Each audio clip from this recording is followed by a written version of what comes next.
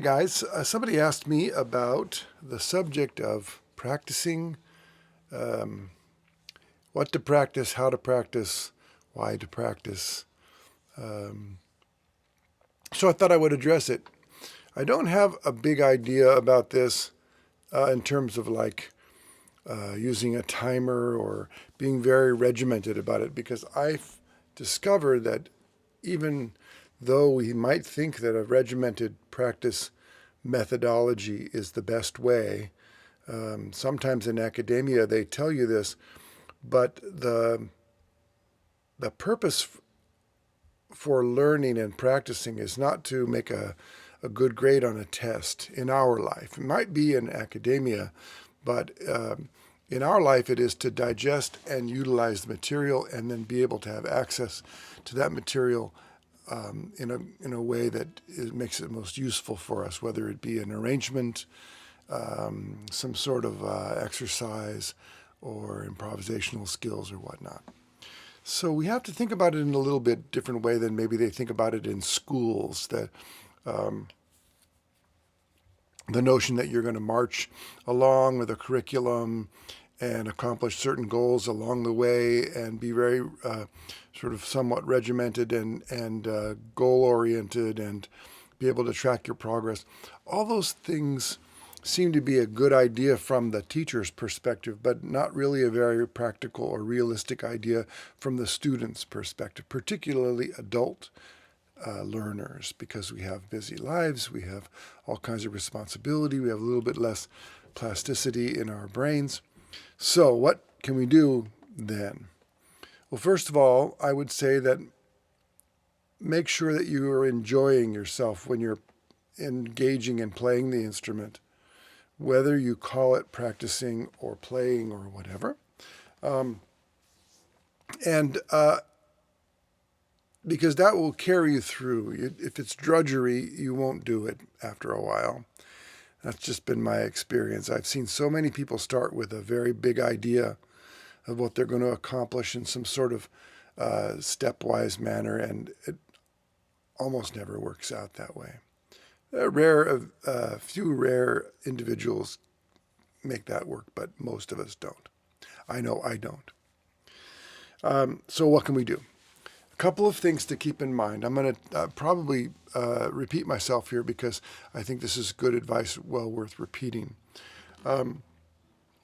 So the first thing that we want to do is make sure that when we're learning something new, we learn it in a very small piece, a workable chunk of information. And we want to make sure that we're learning it very slowly and very accurately from the very first time. So let me give you an example. Let's say my goal is to learn how to play a first inversion B-flat major scale harmonized in triads. And I find my first triad, it's on the page somewhere, and I play it. I listen to the sound of it. I try to make sure I understand, there's a D, an F, and a B flat. That's the third, that's the fifth, that's the root. The name of it is a first inversion B-flat major triad. And then I will take my hand away, close my eyes, look away, do something, and then come back to it. Make sure I understand it. It's B-flat major triad in first inversion. I can play it reliably. Okay? The next thing to learn in the series of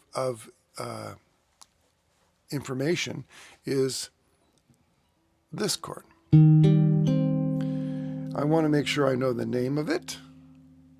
I want to make sure I know that it's a C minor triad in first inversion, and it's spelled the same way, flat 3, 5, and 1, the names of the notes, E flat, G, and C.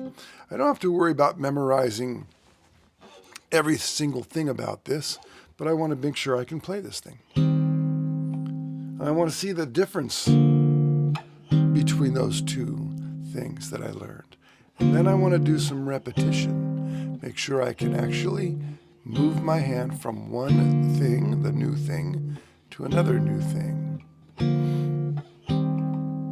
Now, the next thing that in the series of things to learn is actually the same shape moved up 2 frets. So I think that's probably a reasonable thing to learn. All right? So that one and that one, the C minor and the D minor, are identical in shape. And I can maybe play around with some alternatives, but maybe I'm just going to do that. I'm going to move from there to there. So then I see that, I understand, I do the same thing, name the notes, think of the intervals in it, and then I play it. Up and down, notice any difficulties, notice any hesitation, nice and slow. I should be playing a little slower here. Good sound all around. I don't want to be practicing mistakes. Okay, now maybe 5 minutes have passed, 6 minutes maybe, and I've got 3 of the 7 things that I want to learn today in this learning session.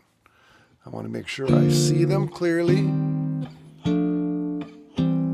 Whoops, I made a mistake. So what do? I have to go back and cement that movement in. So I don't want to punish myself. I don't want to become frustrated. I just want to make sure I do enough correct repetitions to sort of override the mistake. Okay? If we program our brains to make mistakes, our brains will make mistakes. If we make a mistake, that's okay. It'll happen. But we want to try and fix it, correct it, maybe understand why we made the mistake in the first place. Okay, take a little rest, check in with my body, make sure I'm not tense or weird or anything. I'm sitting a little bit strangely right now for the camera. Usually I would sit like this, and as you can probably imagine, the camera doesn't like this angle very well. Neither do our eyes, so I'm moving back to this position. Okay, I feel pretty confident about that. I feel like I can repeat it without too much stress or strain, and it's working out for me. The next thing that I'm going to learn is this one. So I have this one, B flat major, 2 minor chords in a row, and then a major one, which is the same as the first one. So one of the things I might do is I might play the B flat and then go straight to this E flat.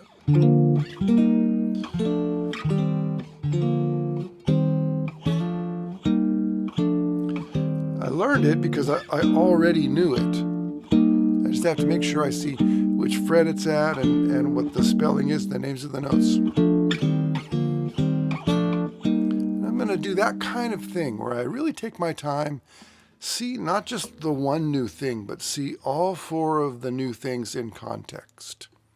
As I continue, I might notice that the next thing I'm going to learn is also the same major triad shape. So then maybe I'll play 1, 4, and 5. Familiarize myself with the sound of that.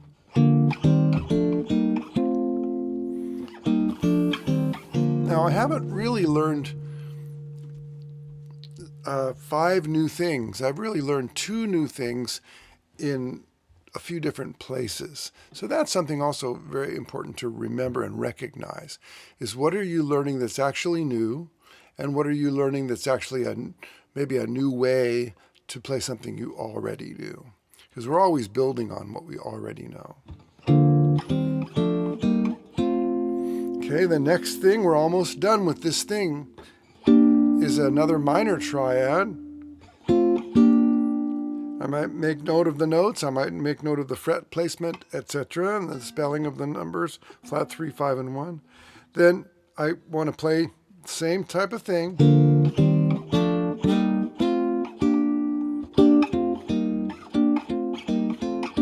Now, the tendency is, at this point in the game, to start neglecting the later new things because I'm bored or I'm tired or I've done these things a lot and I'm just going to do this one once.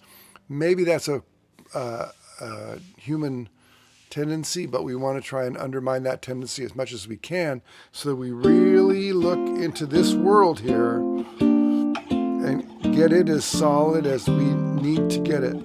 Play all the minors that we've learned so far. Oh, that wasn't so good, so I'm going to make sure I get that. what I'm doing now is I'm skipping the major chords, and I'm trying to learn how to locate the minor chords individually so that I can see them not only as part of a group, but also understand them as individuals. The last is the diminished chord at the end. Okay, so I'm going to put that into the context. First, as a part of a whole, make a note of how far do I move from that one to this one and this one. I'm not really following my own rule about doing it so slowly that I don't make any mistakes.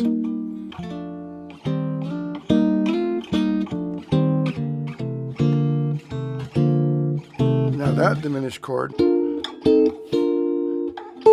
is the top note that we want to watch for. That is also down here.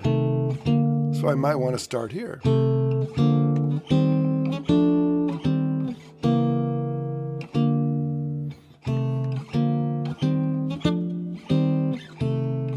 That's what I should have done a minute ago.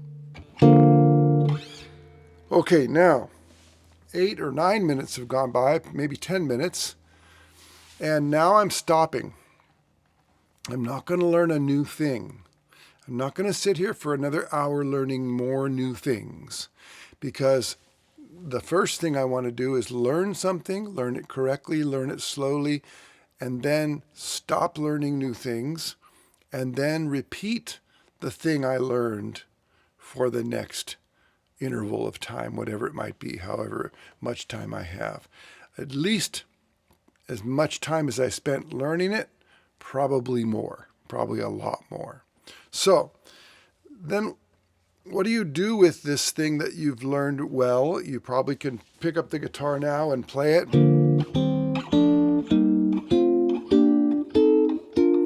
Play it correctly in both directions.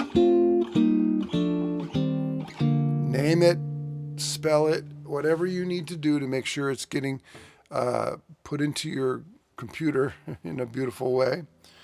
And then we need to do repetitions. The repetition phase needs to be long enough in any session to make an impact on your muscle memory and your physical ability to play something. It doesn't help us if we struggle and struggle and struggle, finally play it correctly once, and then stop. And unfortunately, I think that's what happens a lot of times. We end up feeling like playing it correctly one time is the goal. No, the goal is to play it correctly 30 times in a row without a mistake, because that's the level we need to be at in order to incorporate this thing in a musical fashion, improvisationally or as part of an arrangement. Now you might say, well, what kind of arrangement am I ever going to play where I play that thing? Maybe never, but then the next step is to start embellishing this thing.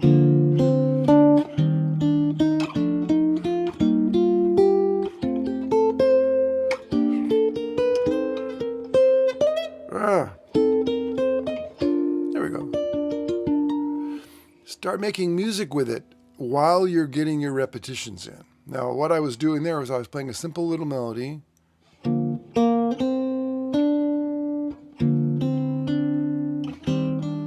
then repeating it on every stage of the game. Now, in the foundations section of this channel, there is many, many examples of that type of thing. So, you learn it well, you learn it in a small chunk, you do a lot of repetitions. Then when you see it later in an arrangement or when you start to conceive of it as an improvisational device, then it's there for you. Now, you might then graduate this thing that you learned to a warm-up, for instance. So you play through this for 3 or 4 minutes to get your fingers awake at the beginning of a practice session. You might also, before you do that, repeat it every day for a good chunk of time, 5 or 10 minutes, and do variations on it so you can really get inside of the idea. Then perhaps it's okay to go on to a new thing to learn. I think one of the things that happens is we gobble up too much new information, and we don't do the repetitions necessary to cement it into our muscle memory and into our minds. So we're on this treadmill of learning something poorly, quickly, and then never getting the payoff later that means we can use that thing in appropriate situations. Now, you can apply this type of thing to an arrangement as well, not just to an exercise. If I have an arrangement,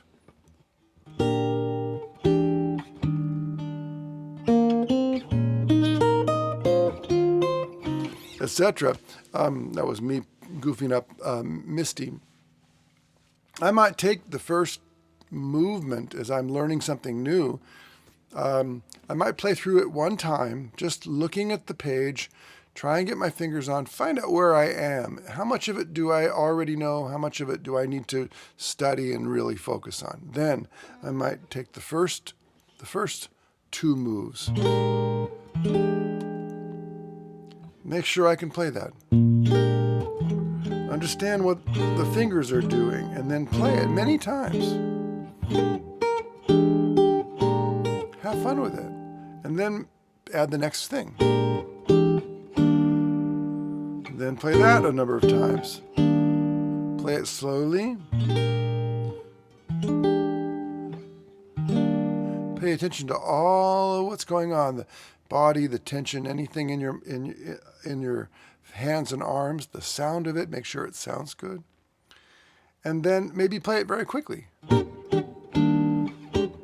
Maybe see if you can play it without plucking. These kinds of things will help to really solidify the movement and the sound. Take your hands away. See if you can go ba-do-de. Let's see if I'm right. Right? Boo-dee-dum. See if you can hear that sound. Boo-dee-dum. Live with the sound. Don't try and just get it so quickly. Live with the sound. Understand what you're doing with your hands. Take your time. You will then have the benefit of, at the end of a process, let's say the first 8 bars, you'll really know that first 8 bars, and you won't be cussing at yourself while you make one mistake after another. So this type of learning is what's necessary. It takes some discipline, because we usually want to do something I call grinding, which is start at the top of the page and then flub all the way to the bottom of the page. And then all we're doing is teaching ourselves mistakes. So if you have the discipline to take a small chunk, learn it well, do the repetitions necessary, pay attention to the process, how you're learning, and then come back to it the next day and try and repeat that to strengthen it, I think this is going to be something that is ultimately helpful and productive for you. Okay, take care.